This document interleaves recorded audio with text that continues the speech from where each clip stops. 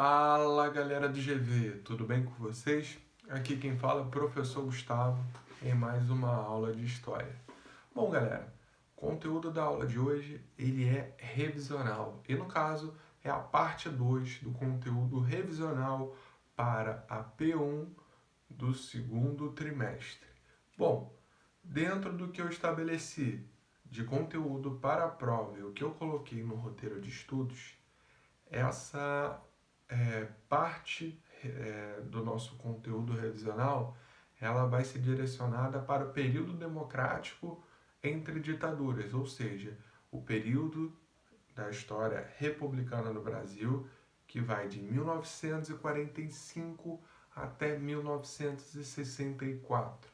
E dentro desse período, nós temos a movimentação de um jogo político extremamente tumultuado, com populismos de direita e de esquerda a pleno vapor e uma instabilidade política absurda.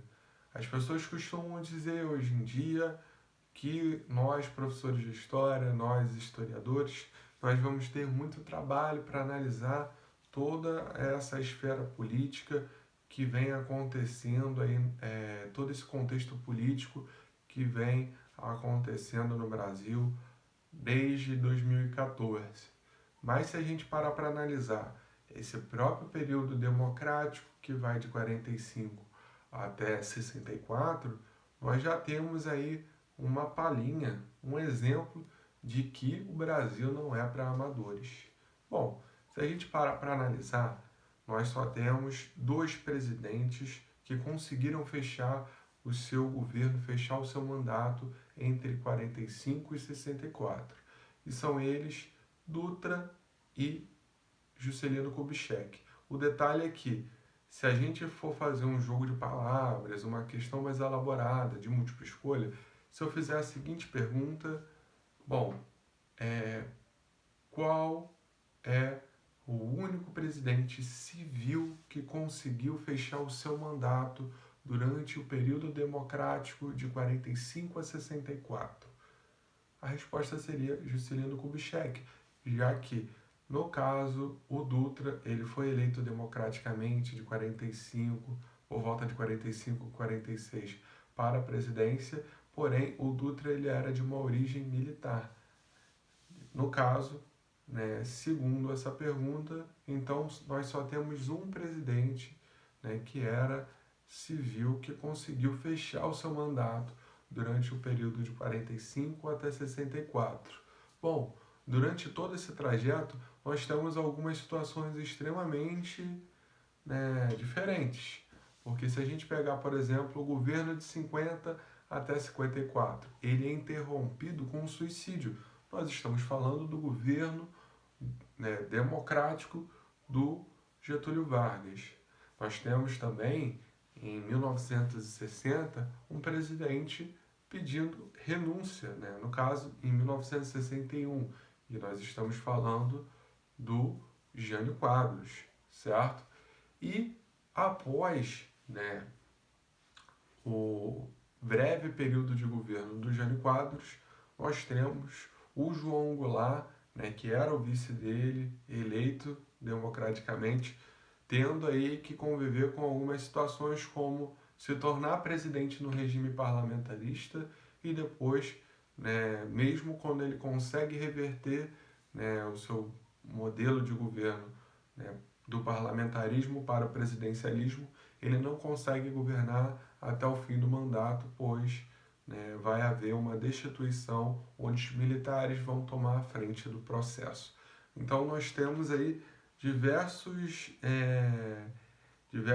pontos que podem exemplificar o quanto a história do Brasil não é para amadores, galera? Bom, nesse sentido, a gente tem que pontuar algumas coisas.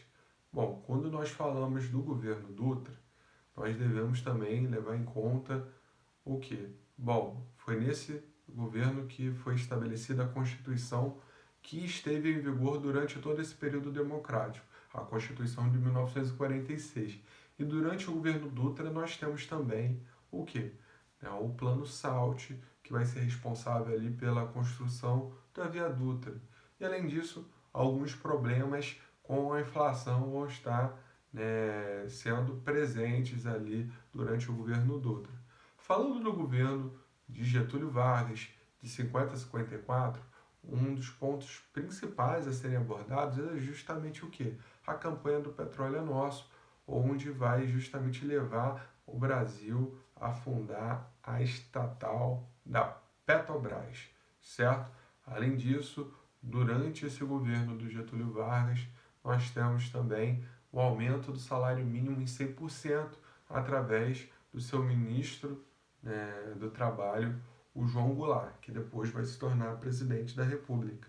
Então, esses pontos é bom a gente estar atento, estudar, dar aquela anotadinha, olhar o livro, porque esses pontos podem estar aí, né, sendo colocados na prova.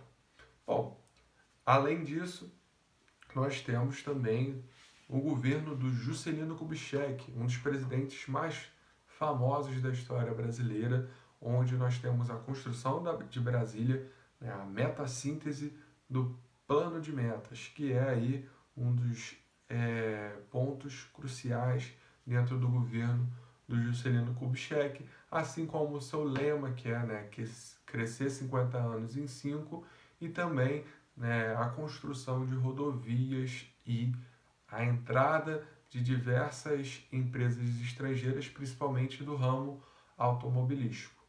Por outro lado, nós temos também a questão aí da dívida externa, algo muito presente ali na reta final do governo do Juscelino Kubitschek. Então fiquem atentos a esses pontos também dentro do governo aí do Juscelino Kubitschek. Jânio Quadros, pontos principais. Bom, política internacional ou diplomática, né, independente, ou melhor dizendo, política externa independente. Essa política externa independente do governo Jânio Quadros vai levar justamente a ele, né, sofrer uma certa instabilidade. Além disso, dentro do governo Jânio Quadros, nós temos as medidas impopulares, né, como a proibição de biquínis nas praias, que vão, né, isolar o Jânio Quadros ali em relação à população, que tinha sido determinante para uma eleição histórica, né, com um percentual de vantagem sobre o segundo colocado bastante expressivo. Bom, mais adiante nós temos o governo João Goulart, que é marcado primeiro por toda a questão ali da campanha da legalidade, ou cadeia da legalidade, né, chefiada pelo Leonel Brizola. Depois nós temos a questão do parlamentarismo em vigor no Brasil e depois toda a questão envolvendo o plano trienal e os passos, né, que vão ser dados ali a caminho da deposição e o golpe de 64. Então fiquem atentos. Quando a gente fala de governo do João Goulart, o governo João, é um período com muitos fatos, muitos acontecimentos importantes, né? Muita coisa acontece em poucos anos. Então, são vários pontos a serem abordados dentro do governo Jango também. Então, fiquem atentos a essa construção do golpe de 64, onde nós temos toda a movimentação política como pano de fundo para as tomadas de decisões que vão ocorrer, né, em março e abril de 1964. Bom, então é isso, galera. Esses são os pontos principais do que vocês devem estudar, do que vocês devem abordar na prova de vocês. Um forte abraço, galera, e até a próxima.